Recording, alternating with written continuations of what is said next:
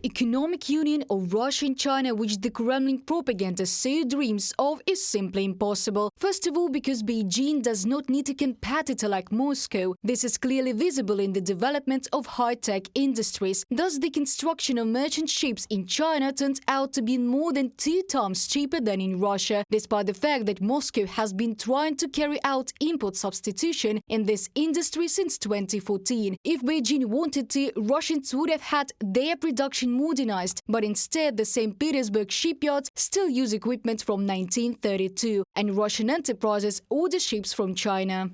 In China, such a vessel costs a little more than 1 billion rubles, and at Russian shipyards, from 2 to 2.5 billion rubles. We expect to sign a contract for the construction of about 20 ships in China in the near future. With optimistic development of the investment project, the first ships will appear in the 2025 navigation season.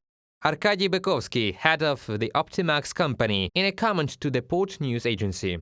China even buys Russian energy resources only at huge discounts. Thus, Beijing once again refused to build the Power of Siberia 2 gas pipeline. In the long term, the pipeline could help Moscow replace the sharing gas exports previously occupied by the European Union. But this is not beneficial for China. The country obtains fuel from many sources and is not going to depend on one of them. At the same time, Russia may have to build additional pipes to China at its own expense simply to fulfill its contractual obligations.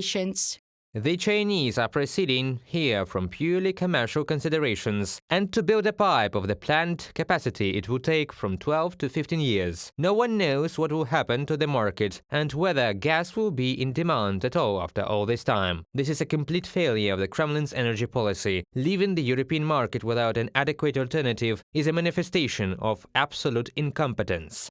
Mikhail Krutikhin, oil and gas market analyst, in a comment to The Voice of America. According to experts, China now views Russia solely as a sales market and an instrument of political pressure on the West. But Moscow, due to Putin's policies and full-scale aggression against Ukraine, simply has no choice but to agree to the conditions of the PRC.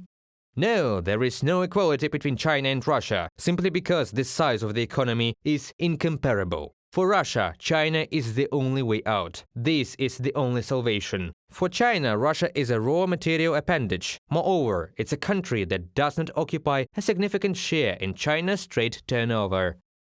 However, Russian propaganda continues to proclaim close cooperation between the two supposedly fraternal peoples. For example, Moscow proudly reported that China will now train Russian prosecutors. According to the Russian Prosecutor General Igor Krasnov, the first such trips for advanced training will begin in November. Reported by Diana Kolesnik, Danilo Kobza, UATV News.